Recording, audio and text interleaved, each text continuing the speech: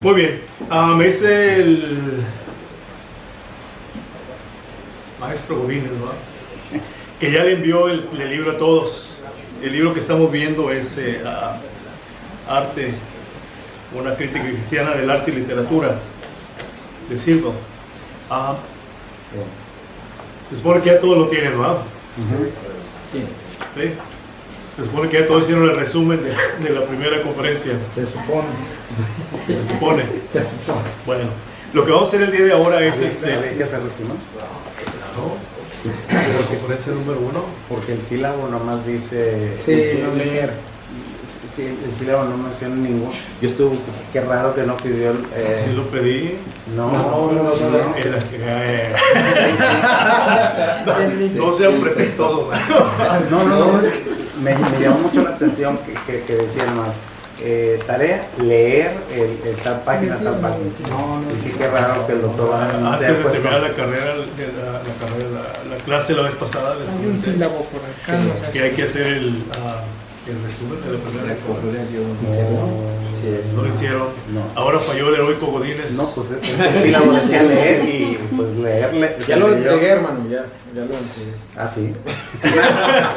Ya ni modo, ya. Bueno, probablemente ha sido una omisión de mi parte, entonces voy a disculparme con todos los flojos que decía.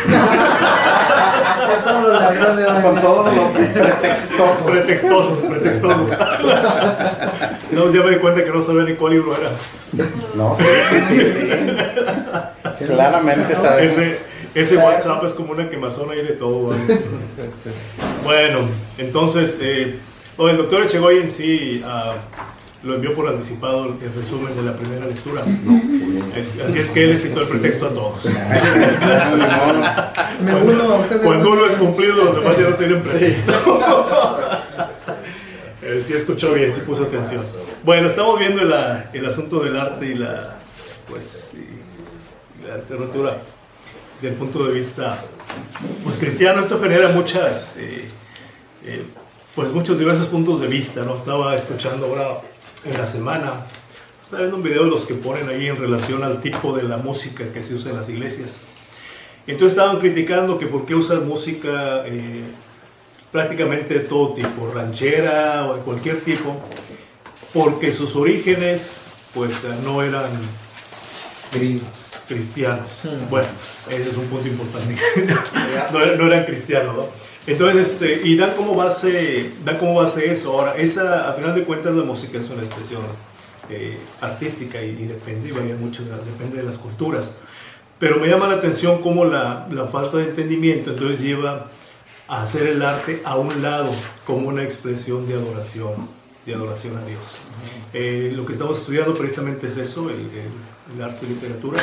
Y le pedí al doctor Echegoyen, hizo un resumen muy bueno, muy interesante. Creo que toca pone puntos principales de la conferencia número 1 de Silva, y entonces le pedí que nos compartiera. Mi intención era que otros más participaran con sus resúmenes, pero pues yo me equivoqué, no le puse el sílabo, hicieron el resumen. Entonces para la siguiente clase hay que hacer el resumen de la conferencia número 2. Anótenle ahí. Y agregarle la 1. Ahora van a tener ventaja porque como el doctor Echegoyen hizo un muy buen resumen, pues ya nada más se los copian los puntos y ya hacen su resumen de una página y media. Página y media máximo. Ok, entonces vamos a hacer eso, escuchar los puntos de él. Vamos a trabajar sobre algunos de los puntos que menciona, y en la última parte de la clase el doctor Roberts va a dar un resumen de lo que estamos viendo, y así continuamos con este simposio, ¿no? Sí. Yo no hice un resumen propiamente, sino traté de captar la idea. Batallé un poco, en la primera lectura creo la traducción, no sé, lo estaba platicando. Pero después hice como un reporte. Perfecto. Lo traje también. Muy bien. ¿Y por qué lo hizo si no estaba ahí en el sílabo? No, es que yo para entenderme no sé. Eso es solamente una broma. Ok, muy bien. Sí, pues ya saben, hay que hacer el resumen. Entonces, vamos a dar tiempo como quiera no se sana. No vas a poder salir.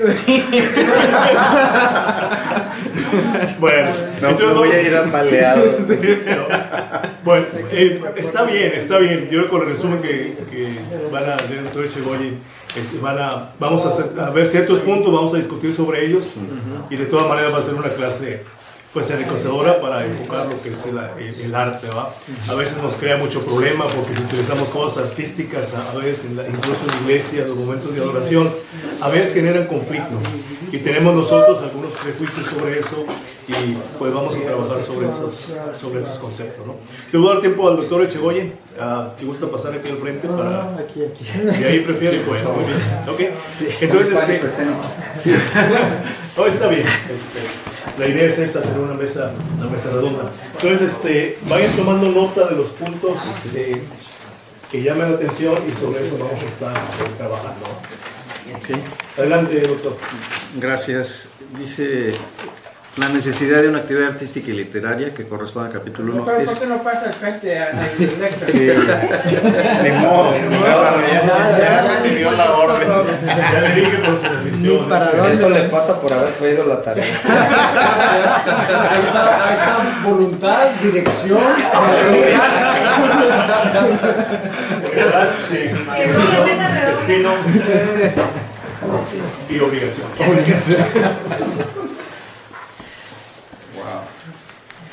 Bueno, es una lectura estimulante, pero cuya finalidad principal es motivar a los lectores a reflexionar en el valor intrínseco del arte y de la literatura y también en la necesidad inmediata que resulta de una participación activa para desarrollar arte y literatura cristianas. Esto en el sentido más amplio del término. Así que al estar leyendo el documento, yo no pude evitar recordar una instrucción que recibí en los años de la secundaria, en la década de los 60. Yo no conozco el autor, no lo recuerdo, pero lo que recuerdo es la frase: todo hombre debe plantar un árbol, tener un hijo y escribir un libro. Y la versión humorística de esta idea, que ha sido acuñada por el amplio y riquísimo refranero popular mexicano, Vox Populi, Vox Dei, ustedes recuerdan, es de músico, poeta y loco. Todos tenemos un poco. Todos tienen. Entonces, estas ideas rescatan hasta cierto sentido una idea primordial en la que estamos invitados a meditar. La actividad artística como actividad humana está sujeta a la temporalidad y al estar sujeta a esta temporalidad entonces es imperfecta. Y esto nos recuerda el sello mismo de nuestra historia, que los biólogos han llamado la naturaleza humana y ha sido reproducida por los psicólogos también. Pero desde la perspectiva cristiana y sobre todo haciendo énfasis en la revelación como fundamento de la fe que nos define como discípulos, como hijos, como criaturas, la creación artística y literaria ha sido alcanzada solamente por la redención en Cristo y por ende es imperativo elaborarla, desarrollarla, difundirla, vivirla y desde luego gozarla.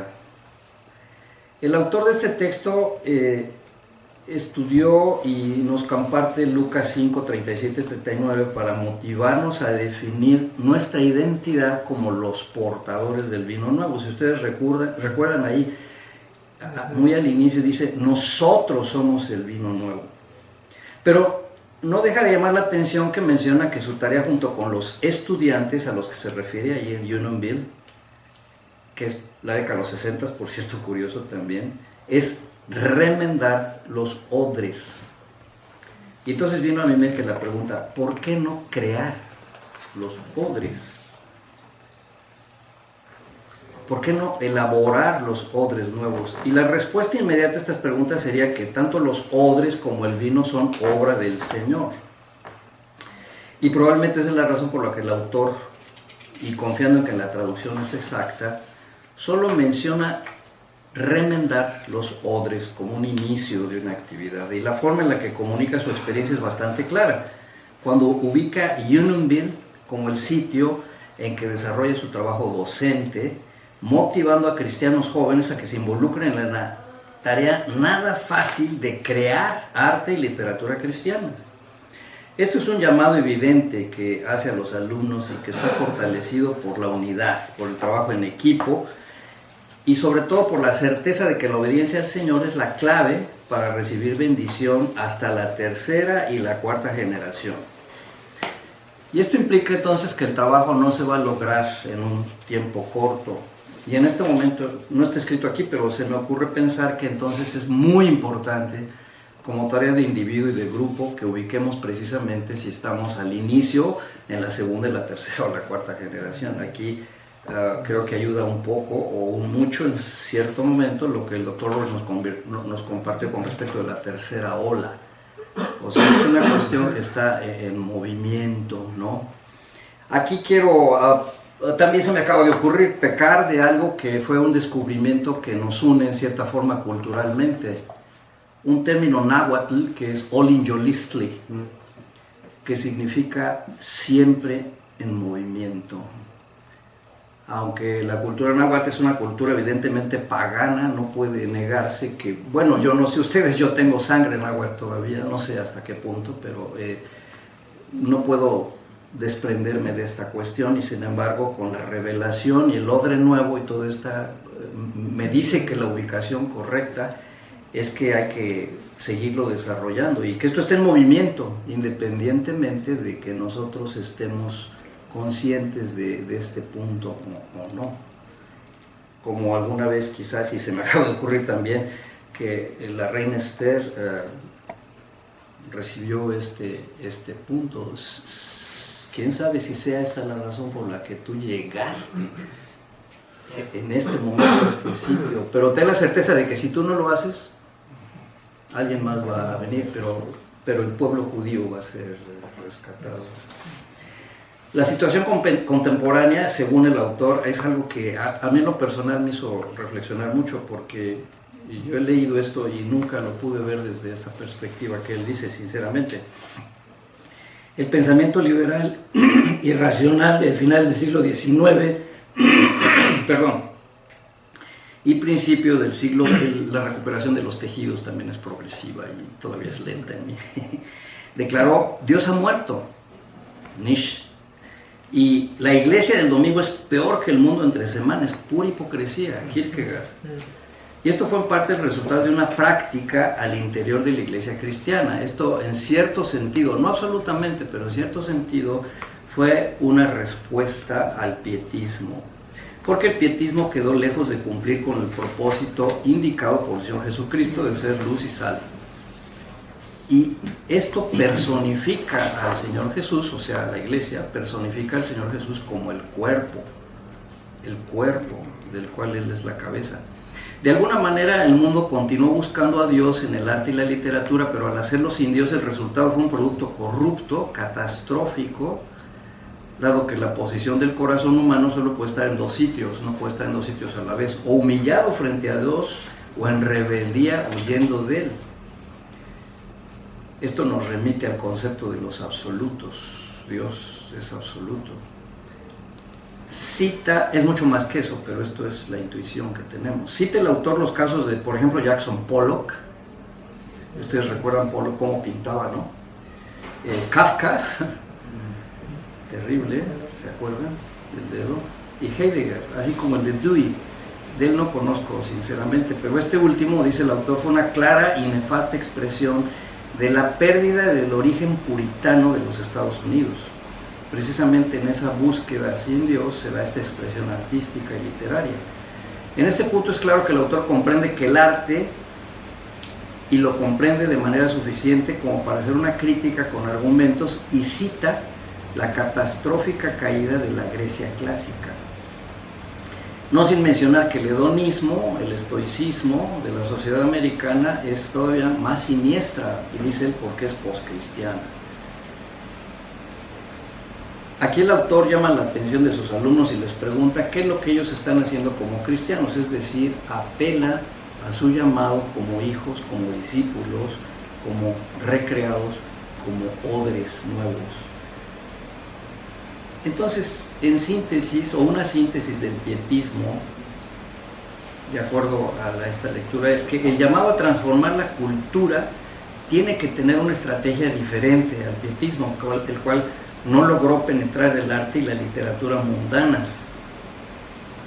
La formación educativa debe reorientarse en la iglesia, y es para reflexionar que cualquier ismo tiende a deteriorarse y a corromperse, precisamente porque es una expresión humana, imperfecta, y mientras más lejos de Dios, obviamente que la corrupción es simplemente mayor. Recuerdo un aforismo que fue acuñado en el medievo en latín: corruptia optima pésima. O sea, la corrupción de lo más alto es lo peor que puede ocurrir. Cuando se corrompe lo más sublime, la caída es mucho más tremenda.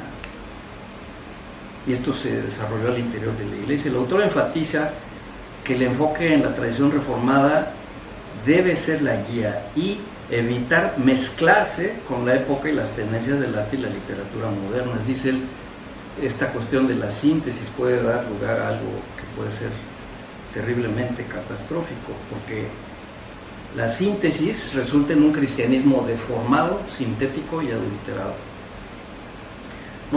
No hay que ceder, como dijo Kuyper, a este tipo de arte que bloquea la voluntad de aprender y formar al arte. No debemos aceptar el criterio de la síntesis. Y él propone como una guía práctica la obediencia infantil. Dice: la redención del arte y la literatura debe hacerse por fe, en fe y para la fe y con fe. Bueno, esto no dice él, esto es una interpretación, con todo respeto. Debe hacerse por fe, en fe, para la fe y con fe. El modelo probado para ello es el discipulado. El discipulado es el modelo que no tiene paralelo. Me refiero al discipulado que inició el Señor Jesucristo, obviamente, porque hay muchos otros discipulados. La comunidad cristiana necesita líderes artistas, intelectuales y escritores, preparados para formar más líderes en el campo artístico. Y aquí me regreso al punto generacional, ¿no? El Señor va a bendecirnos y tenemos que identificar si estamos en el arranque de la primera, de la segunda, de la tercera o de la cuarta generación. Y esto es algo crítico, el poder ubicar el tiempo y el espacio con respecto a la literatura y el arte, no solo en lo individual, sino en lo comunitario.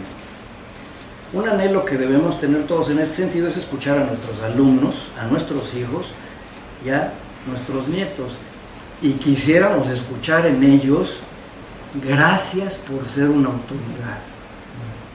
El día que nosotros escuchamos eso de forma espontánea, probablemente nos diga que estamos en la dirección correcta. Es imprescindible que los estudiantes de arte y los profesores de actividades artísticas se unifiquen con este solo propósito: rescatar al arte y la literatura de este mundo y no fuera de él. El mandato cultural está vivo y requiere expresarse de la misma manera en que se ha expresado la gracia, o sea, multiforme, bendita y ofrecida en alabanza, y al único que merece recibir toda la gloria y toda la honra. Hay un poema que paralelamente esto vino a mi mente y luego lo fui a buscar y ya se me olvidó otra vez el autor, pero ustedes lo van a recordar, que es un soneto romántico que este hombre le dedica se entiende, está enamorado de una muchacha, y entonces se entiende también que hay una pugna por la cuestión de la aceptación de él, y hay una parte en la que él dice: hay plumajes que cruzan el pantano. El que cita mucho Andrés Manuel López. ¿Cómo se llamaba? El que cita Andrés Manuel López, Obrador, que no se mancha. Sí, bueno, ahora utilizaron la política también. Es de Lope de Vega. No Lope de Vega español, este autor es mexicano. Es un soneto, no recuerdo, no es tan importante, pero uno lo puede buscar rápido. Pero él dice eso: hay plumajes que cruzan el pantano y no se manchan. Y dice: mi plumaje es de esos, ¿no? Ahora, hay que revisar todo el poema, pero a lo que me refiero aquí es algo que yo aprendí hace algún tiempo y que una vez me quedó grabado. incluso los humanistas en este tipo de actividad artística y literaria se topan con la verdad, aunque probablemente no tienen la capacidad de interpretarlo. Pero nosotros somos el vino nuevo, o sea, tenemos esa revelación. Entonces, esto no es ninguna ventaja, más bien es una invitación a la obediencia infantil, como propone el autor. Y una enorme tarea, no fácil, ¿verdad? Pero pensaba yo, le decía a Saúl, ahora que veníamos en el camino, y creo que anoche, sí, con Alejandro, perdón, que estábamos hablando acerca del himno nacional, y entonces decía, un buen argumento para los legisladores hoy día sería recordarles, por si llegáramos al punto de que topáramos con lo que pasó con los puritanos, y de que en algún momento las oraciones o la posibilidad de que nos bloqueen en los colegios, cristianos o no cristianos, de hablar de Dios, el himno nacional, la inspiración dice, porque en el cielo tu eterno destino. Y esto es un motivo de reflexión artística también para la comunidad, porque nosotros incluso cuando lo cantamos, normalmente ya no reflexionamos en ello, pero quiere decir que ha habido un hilo que ha venido allí continuo, ¿no? Yo no sé si Jaime Nuno y González Bocanegra eran cristianos, no lo sé. Lo que sí estoy cierto es que ellos crecieron en una cultura de tipo liberal, reformada en el sentido juarista, no reformada en el sentido que nosotros tenemos.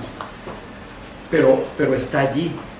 O sea que parece que esta tarea del Señor no se termina, este movimiento, ¿no? Y bueno, pues la calidad artística quizás es una responsabilidad con una tarea. En fin, muchas gracias. Yo creo que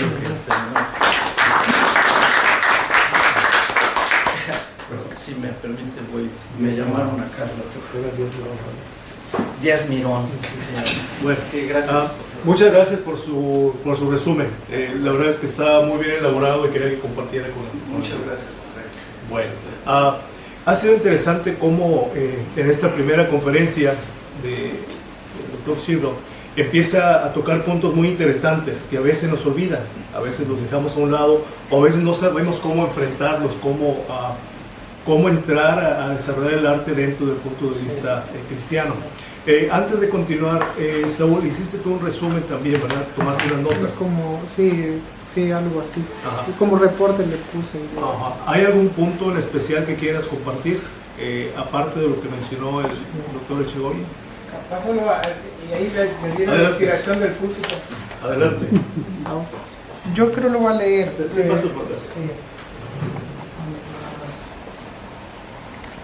Es un reporte, dice, es un hecho imprescindible que la Reforma nos ha heredado los principios fundamentales para el arte y la literatura. Sin embargo, es necesario construir una estructura sólida y coherente del quehacer artístico y literario respectivamente. Al entender que la vida en su totalidad es un acto de adoración a Dios, podemos concebir que todas las cosas deban estar sujetas a la autoridad de Cristo. El creyente tiene la responsabilidad de vindicar el nombre de Dios en las diversas áreas de su vocación. Es necesario que la comunidad cristiana trabaje informada, concertada y consagradamente en las diversas áreas de la vocación, y el arte y la literatura no son la excepción, ya que al decir verdad, una teoría estéticamente coherente con las Sagradas Escrituras solo será el producto de la reflexión de una comunidad cristiana comprometida. Cabe mencionar que Unión Ville, no sé si se pronuncia así, es una respuesta a esta necesidad y espera progresar en esta dirección. La situación actual. En el siglo XX, pensadores como Nietzsche y Kierkegaard hablaron de la muerte de Dios y de la Iglesia, dejando asentada la tesis que para todo asunto teórico y práctico Dios había muerto, por lo cual las diversas civilizaciones habían quitado a Dios del escenario académico, público y privado. El desarrollo cultural seguiría una ruta sin Dios. Por otro lado, la Iglesia no comprendería su responsabilidad abarcante. Lo más lejos que la Iglesia iría para hacer bendición al mundo sería actuando como un mecanismo en protesta contra el mal y haciendo así bien a la comunidad. Esto es preocupante porque no se concibe a Dios y la Iglesia, porque se concibe que Dios y la Iglesia han muerto para el mundo. Ni Dios ni la iglesia tienen relevancia para la cultura secularizada. Esto trae una frustración existencial porque ya no existe una base consistente para la tarea del hombre. El mundo no se interpreta en un orden ley creado por Dios. Los logros del hombre rápidamente caen en el sinsentido y se apodera en los hombres una actitud escéptica. Sin Dios, el hombre termina inclinándose a una multitud de ídolos a los cuales le rinde lealtad. Comienza a buscar el verdadero ¿Puedes significado. repetir esa frase? Sin Dios. Sin Dios, el hombre termina inclinándose a una multitud de ídolos a los cuales le rinde lealtad. Comienzan a buscar el verdadero significado de la vida sin obtener algún resultado favorable. El arte llega a expresar este sinsentido. Por ejemplo, el laberinto de Kafka, que establece este callejón casi sin salida, o la indescriptible pintura de Jackson salpicado de colores. Por otro lado, la filosofía de Heidegger describe al hombre presionado hacia la muerte. Es claro que esta es la descripción de una cultura postmoderna, postcristiana, es la descripción de una cultura nihilista, hedonista y relativista. Hemos identificado el mal que aqueja a esta civilización. Ahora, ¿qué hemos hecho como creyentes ante este escenario? Y sigue la respuesta del pietismo y la síntesis. Una respuesta pietista se evoca en predicar el mensaje de salvación al mundo mientras prescinde de la cultura para no contaminarse de ella. Pero hemos de reconocer que el evangelio es más que moralidad bien intencionada. Así que un cristianismo introvertido y piadoso no sigue la tradición reformada en toda su extensión. Por lo tanto, el pietismo no es gran ayuda para redireccionar una cultura secularizada. Otro problema en la tarea consiste en ajustar el cristianismo a los principios de la cultura contemporánea. Se cae aquí en una actitud sintética que en nada contribuye al progreso del reino, por lo cual es necesario estar informados con la palabra de Dios y equipados con un panorama filosófico integral para resistir las presiones seductoras de la síntesis. La obediencia infantil. Debemos comenzar en una obediencia infantil siendo humildes aprendices de Dios. Tenemos que aprender de la palabra y permitir que ella moldee nuestro pensamiento, por lo cual la iglesia necesita líderes, intelectuales, artistas y escritores preparados que caminen al lado de creyentes que no tienen dicha formación. Es necesaria una comunidad trabajando en unidad y humildad. Será indispensable ser humildes y aceptar la orientación que otros puedan ofrecer para mejorar un determinado campo de trabajo. Ningún creyente informado conoce todo, pero un creyente informado y sabio sabrá reconocer que la contribución de otros es esencial para enriquecer su campo de acción y además estará dispuesto a compartir con otros los avances obtenidos en su propio campo de acción para la gloria de Dios y el progreso del reino.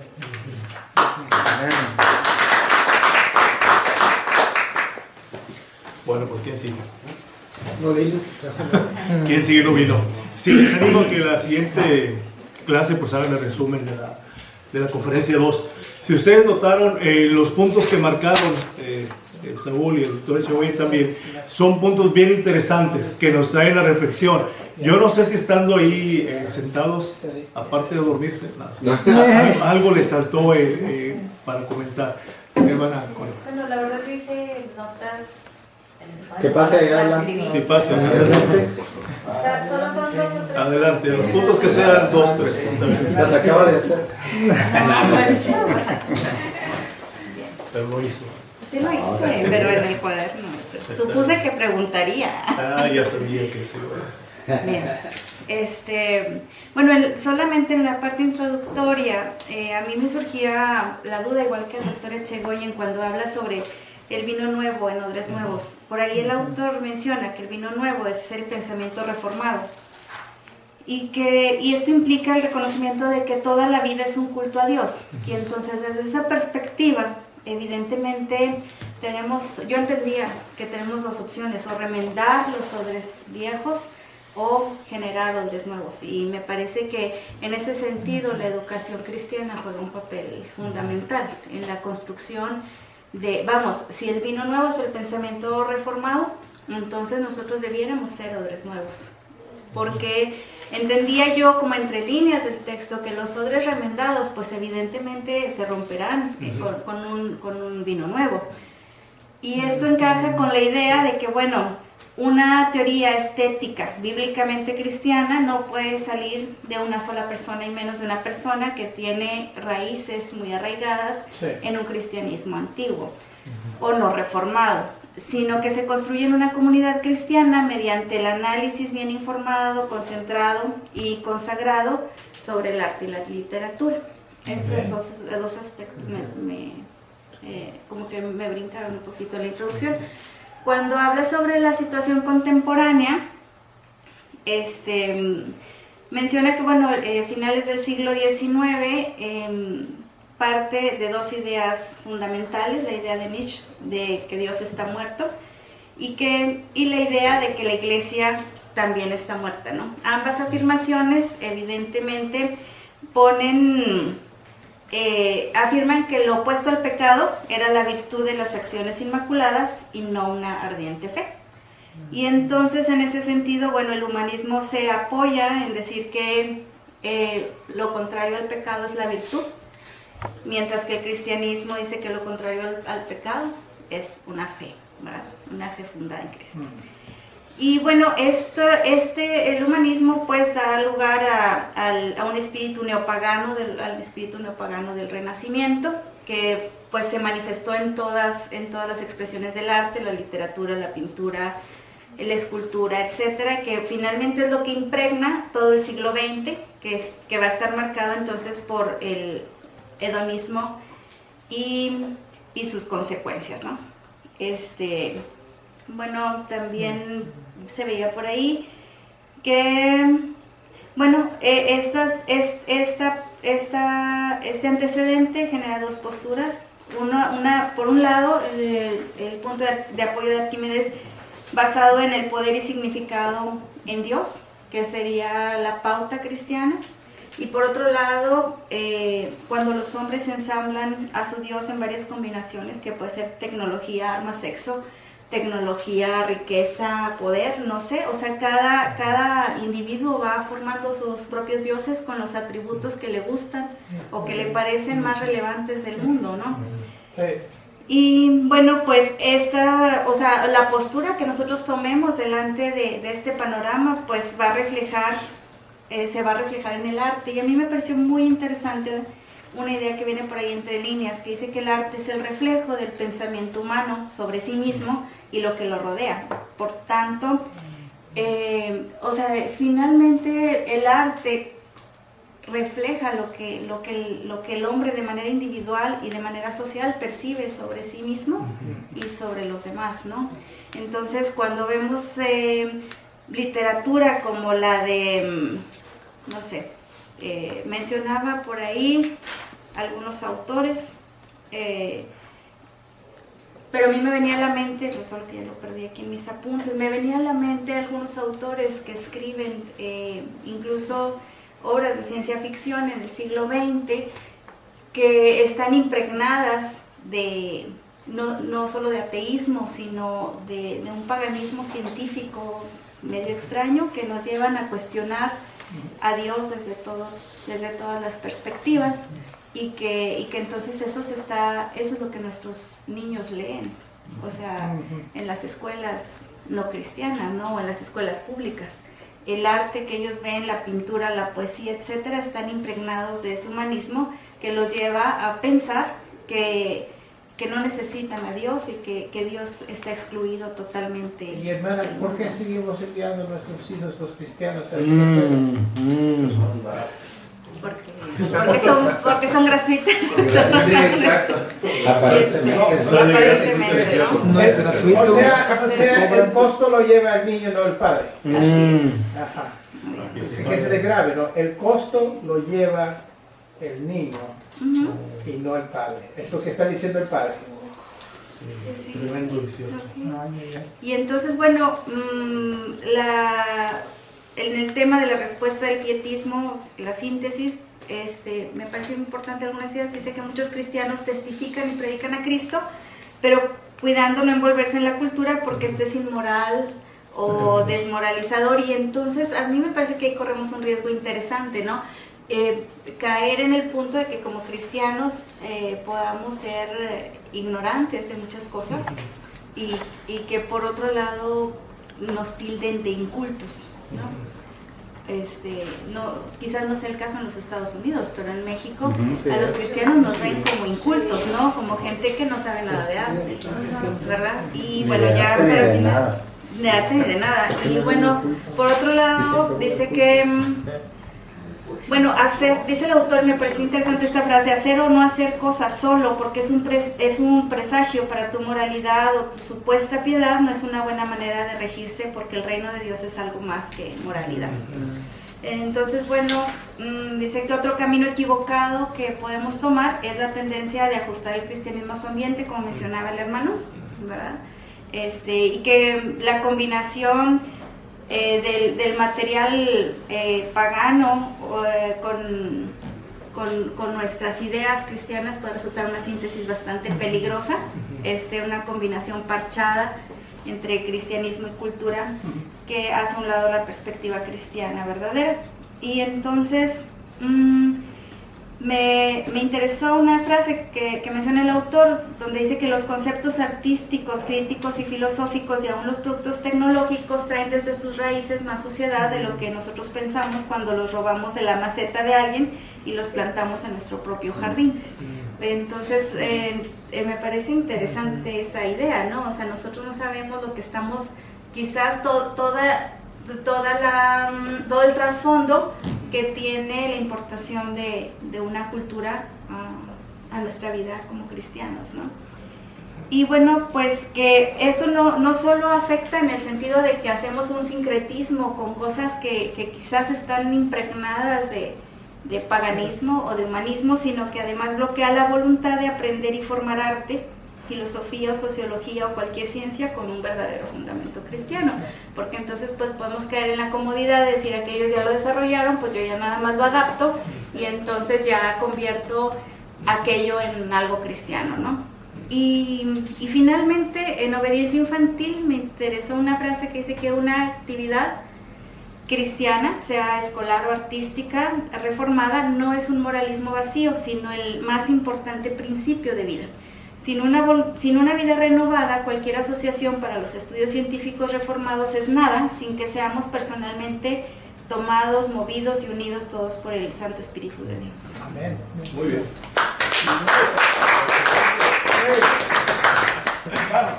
Muy bien. Doctor Roberts. Ay, yo iba a no. agarrar un No, pan está bien. dulce. Bueno. Vaya con un pan dulce. Bueno, sí, Manuel. No, estaba reflexionando sobre lo que leyeron los hermanos. Sí, es interesante cómo las ideas te empiezan a bombardear y empiezan a salir tus... Sí, pensando en el área cultica o en la esfera cultica, ¿no? Okay. Se habla hoy en día mucho sobre plantación de iglesias. Okay. Y por años me he estado preguntando si Dios está llamándonos a una reforma o a una plantación. Puede no necesariamente estar en contra, Hacer la combinación. pero cuando hacemos énfasis en cualquiera de los dos, yo pienso que es como la analogía de los odres. Ajá. Muchos piensan que podemos impactar la sociedad con una iglesia nueva y procuran traer la cultura y todo hacia adentro de la iglesia. Así es. Y la reforma es a la inversa, ¿no? La reforma es sal y reforma lo que está afuera. Ajá. Entonces, bajo ese pensamiento, pensaba sobre los odres nuevos y odres viejos. Realmente, ¿cuál será el odre viejo? Yo creo que el querer incursionar toda la cultura hacia adentro y no salir afuera a reformar. Sí, es muy interesante, hay mucho para profundizar en cada uno de los puntos que expone Silvio en su conferencia, y es bien claro, el principal o de los principales problemas que tenemos al ver el asunto de la cosmovisión reformacional o cómo poner en práctica la filosofía de la idea cosmonómica, el problema que tenemos es cómo lo hacemos de pasar a la teoría y a la práctica. Y la confusión se expresa cuando se dice, bueno, yo ya sé y escuché que todo tiene que ser traído a los pies de Jesucristo. Y la siguiente pregunta es, ¿cómo? ¿Cómo? Entonces, este simposio que estamos teniendo, aunque no sé si alguno sea experto o dedicado totalmente al arte, de todas maneras nos va a servir como un ejemplo para poder llevar todas las demás esferas, todas las demás actividades a los pies de Jesucristo, porque vamos a llegar a unas conclusiones que nos van a enseñar cómo hacerlo. Cuando habla del arte, es interesante, el arte es una necesidad que tenemos como seres humanos, y la expresamos de diferentes motivos. Desde que somos niños, ahí estamos haciendo los monitos todos feos y todos, pero los hacemos ahí los dibujillos, ¿no? O vamos creciendo y empezamos a enamorarnos y empezamos a escribir ahí poemas o frases de amor, a lo mejor no cumpliendo con toda la cuadratura de las poesías, pero algo queremos expresar, o empezamos a agarrar algún instrumento, alguna guitarra, querer cantar. Entonces, es una necesidad que tenemos nosotros como humanos de expresar. Es algo que el Señor al final de cuentas puso en nosotros. Sí. Un comentario, estoy pensando en el versículo que dice de la abundancia del corazón, ¿verdad? Así, de la abundancia del corazón, sí, habla. Sí, y trabaja igual con arte. Ajá. Nomás se revela el corazón, lo que hay de él. Sí. Así es. Y estás adelantando un punto que vamos a ver ahorita, precisamente, que es... No, y es correcto, sí. Está bien, porque tiene que ver con cuál es el odre nuevo, ¿no? ¿Dónde está? Entonces, tenemos dentro de nosotros en la manera en que el Señor nos creó, ese deseo de expresarnos de muchas maneras, pero el arte es uno de ellos. Lo que nos encontramos es cómo hacemos para traerlos a los pies de Jesucristo, cómo hacerlo para que realmente refleje, pues que realmente dé gloria a Dios.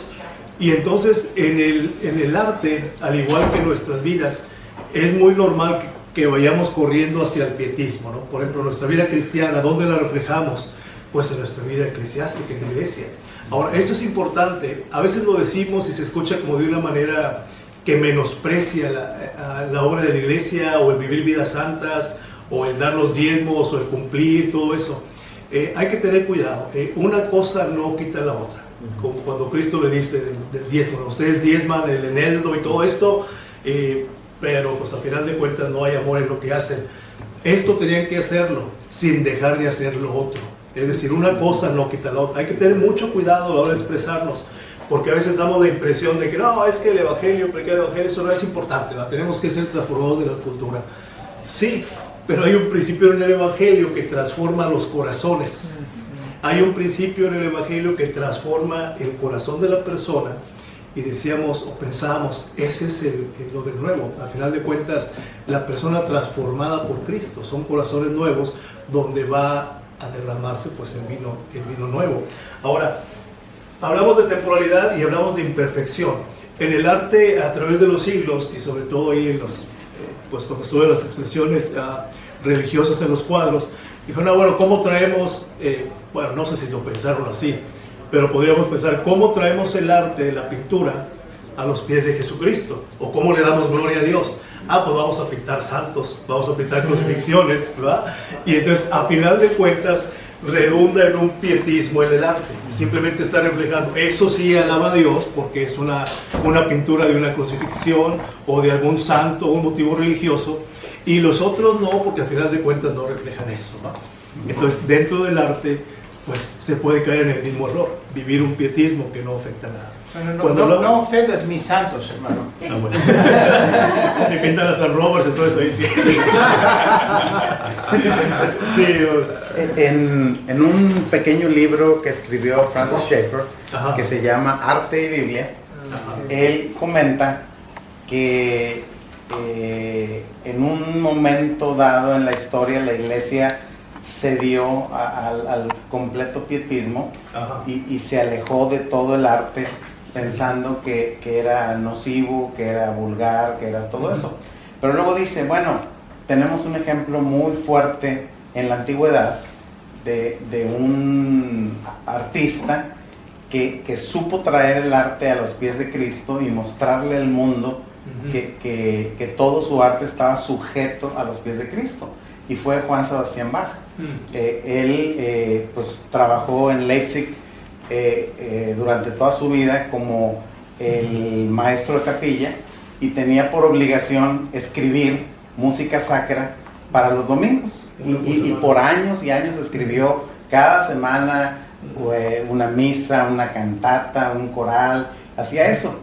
Y él dice, pero Bach tuvo la genial idea de no encerrarse en ese pietismo, y empezó a hacer música no sacra, pero todas sus partituras las firmó Soli Deo Gloria, solo a Dios la gloria, y empezó a hacer obras que no tenían nada que ver con la cuestión sacra, aparentemente, pero él decía, estoy componiendo ahora, acabo de inventar esto que se llama fuga, y esta fuga está dedicada para honrar a Dios. Luego dice, acabo de inventar esto que se llama un canon, y este canon lo dedico para la honra y gloria de Dios.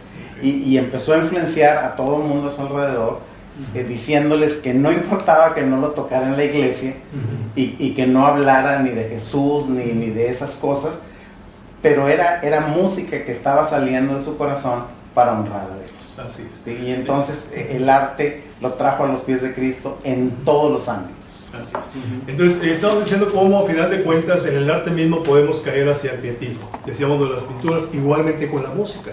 Y actualmente seguimos pensando de la misma manera. Es decir, la música que le habla a Dios, la música que es cristiana, tiene que ser este tipo. Y por nuestra herencia reformada, pues tiene que ser pues, inglesa y con cierta música. Ajá, porque es así es. Entonces, es interesante porque a veces decimos, no tiene que parecerse tanto a la cultura. Pero entonces, ¿a qué cultura se parece? Pues a otra cultura, a lo mejor no la nuestra, pero a otra. Al final de cuentas refleja lo que hay en la cultura. Y... ¿qué fue? No, estaba cantando Castillo Fuerte. Castillo Fuerte. Castillo Fuerte. Y es interesante porque bueno, es que, comentamos en un principio, hay gente que critica usar cierto tipo de música en la iglesia porque fue construida o fue usada con otro propósito. Y ahorita mencionas Castillo Fuerte, ¿va? Al final de cuentas es pues casi el himno lema, ¿no?, de la iglesia reformada, y que obviamente viene de una melodía popular, alguien diría música de cantina, ¿va? Que al final de cuentas ya con el tiempo ya se sacralizó, y entonces ya la pusimos ahora en un nicho ya más santo, ¿va? Entonces es muy clara la tendencia del hombre a caer en el pietismo de cualquier manera. Entonces nuestra vida, así como reducimos nuestra vida solamente a nuestro tiempo en la iglesia, o pensamos que el oficio más sagrado es el pastorado y nuestro tiempo más alto es estar en la iglesia, y este pietismo se refleja en todo lo demás, igual en el arte. ¿Cuál es el arte más sacro? Pues el que pinta crucifixiones y pinta santos y pinta cosas así, y estamos atrapados en eso. Continuamente vamos a regresar a ese asunto. Entonces la expresión artística es algo que tenemos nosotros dentro de nuestro ser, y que queremos expresarlo de diferentes maneras. Obviamente la temporalidad, decíamos, ahí no hay perfección. En nosotros no tenemos perfección al expresarlo. No podemos decir, a ver si no me equivoco en esto, no podemos decir esta expresión artística es exclusivamente cristiana sin ninguna influencia cultural o histórica. No puede ser. No puede ser, porque al final de cuentas, si tú vas a hacer una pintura, bueno, vas a crear un lienzo nuevo, vas a tener colores nuevos o aceites nuevos. No se puede, simplemente tenemos que usar lo que ya viene de fondo. Igualmente con la música, los ritmos, las notas, todos esos. Entonces, claro que hay imperfección en nuestra manera de hacerlo, y luego hablamos de la parte de irse reformando. Decíamos, vino nuevo en odres nuevos. Entonces necesitamos odres nuevos. ¿Qué se intentó en la Reforma? ¿Qué intentaba Lutero en la Reforma? Él no intentaba una nueva iglesia, él intentaba que se reformara. Ahora, al final de cuentas, en nuestra iglesia podemos decir, bueno, entonces iglesias nuevas, y decía él, y plantaciones nuevas, ¿esa será la respuesta o reforma, o cuál es la solución? Pues el lema de la reforma es siempre reformándose, siempre cambiando, siempre ajustándose, volviendo a la palabra de Dios. Ahora, el vino o el odre nuevo necesariamente tiene que ser un corazón transformado. Un corazón transformado. Porque un corazón transformado, una persona que es transformada, va a influir en su familia, va a influir en la cultura, y entonces lo que refleja ese corazón, bien decía de la abundancia del corazón, habla la boca, lo que sale de esa expresión cultural ahora que ha sido transformada, tiene que ser para dar gloria a Dios. Un punto importante que tenemos que recordar, lo mencionó también Cari, es que el arte es un reflejo de lo que está pasando. El arte es un reflejo de la cultura, o es un reflejo de donde vivimos. Y es interesante porque nos quejamos a veces, no, es que el arte pues ya se ha degradado tanto, es un mugrero, es pura basura, y que es... Entonces lo que estamos diciendo es, eso es lo que somos. Eso es lo que hay en nuestro corazón, como personas y como sociedad. Una sociedad no puede reflejar lo que no tiene. Una sociedad no puede reflejar la obra del Espíritu Santo en su corazón, porque al final de cuentas no está regido por él, está viviendo como quiere, con los ídolos de todo tipo. Sí, Corey. Perdón, me venía la idea cuando estaba leyendo ese texto, me venía la idea de un artículo sobre crítica a la fotografía y a la pintura, que habla sobre la tendencia contemporánea a utilizar solamente medios electrónicos, y entonces, por ejemplo, hablaba cómo se pasó en la pintura del realismo al surrealismo, y eso fue reflejando la ideología de ambas épocas, y entonces lo asemejaba con la fotografía. Decía que la fotografía de arte en el siglo XX era captar un momento real, o sea, por ejemplo, un paisaje, un ave, el rostro de una persona, totalmente real, y la tendencia en el siglo XXI es utilizar una fotografía real, modificarla con tecnología y entonces mostrar una realidad virtual. O sea, tú puedes ver un paisaje y ese paisaje existe, las cataratas del Niágara, por ejemplo, pero modificado con tecnología, entonces te muestran una escena bien bonita, súper mejor, aparentemente, que la original, porque tiene brillos, contrastes, etcétera, toda una técnica. Dice, pero es virtual, o sea, si tú te paras frente a las cataratas del Niágara, no vas a ver esa imagen tan maravillosa, y entonces nos lleva a pensar que lo que existe bello no es tan bello, que puede ser mejor virtual. Y entonces hablaba sobre cómo eso refleja la mentalidad o la concepción que tienen las generaciones actuales, ¿no? Y entonces decía cómo finalmente lo que está diciendo el artista, el fotógrafo, es: prefiero una realidad virtual que la que es, porque ya no tengo la capacidad de apreciar lo que existe de manera natural como hermoso. ¿Por qué? Pues porque no lo veo como creación de Dios. Es más, no me importa quién lo creó ni por qué está ahí, lo que me importa es algo que me agrade a mí, y entonces si lo que hay yo lo puedo modificar. Y lo que hacemos entonces, siguiendo esto, es rendir nuestros criterios al que hace lo virtual. Exacto. Como en Photoshop. Estoy pasando los kilitos de más. Sí. En el Photoshop me hace un poquito más de Y todos los yo filtros que rindo hay, mis criterios a él porque yo no tengo la capacidad o la posibilidad, porque no me entrenaron, como decía, desde niño, en las cosas de Dios. Entonces yo no me siento capaz de ver la belleza allí. Tengo que verla a través de el que está manipulando. Y nos prepara para una gran manipulación final, de caer. Sí, pero eso también nos muestra cómo no podemos estar exentos de la influencia de la cultura. Es decir, ese tipo de filtros y de cosas para embellecer, igual los vamos a utilizar para cuestiones culticas y eclesiásticas. Entonces vamos a pasar, ya no es el boletín que está la letra ahí nada más escrita, sino ahora vamos a proyectar las letras.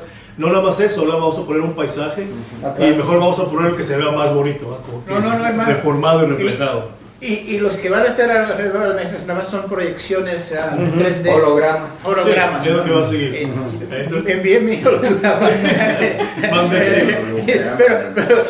pero que vengan ofrendas bien hechas. No, eso no. No se vayan hologramas. Entonces, es interesante cómo... ¿Ya estamos entendiendo?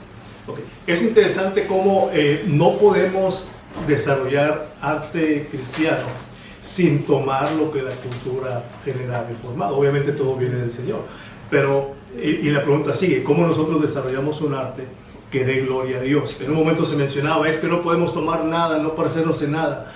Es difícil eso, porque al final de cuentas, si vivimos en un tiempo, bueno, no ahorita, donde había mucha expresión religiosa en los cuadros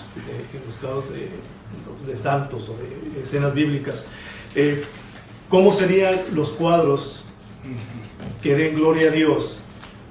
Pues al final de cuentas vamos a usar la misma técnica, que es el mismo lienzo y casi los mismos colores, que son los que están usando en ese tiempo, ¿no? Entonces la pregunta que estamos tratando de resolver, ¿cómo damos nosotros gloria a Dios? ¿Cómo traemos el arte a los pies de Jesucristo? Entendiendo que tenemos que usar esos elementos, ¿no? Y para eso vengan a la próxima clase. ¿Quieren comentar algo? No lo estamos. Sí, bueno, a lo mejor se malentendió o hemos malentendido la forma de cómo Juan Calvino vino a reformar la música para la iglesia, porque él lo que hace es darle a algunos poetas los salmos para que ellos escribieran sobre los salmos su música, y entonces surge lo que conocemos como el Salterio de Ginebra, y de ahí partió para que muchas iglesias únicamente tocaran este tipo de música, ¿no? Ya fuera de esto, ya no es... sí. Pero bien interesante, por ejemplo, usa poetas, y esos poetas, ¿qué métrica usaron? Pues no otra más que la que estaba en esos tiempos de moda, ¿no? Entonces, es para pensar. Vamos a continuar la próxima clase, es un tema interesante de reflexionar. Lean la siguiente conferencia, hagan el resumen, y vamos a... Bueno, se acabó el tiempo, entonces continuamos la próxima clase. Directamente a la capilla porque estamos sobre tiempo.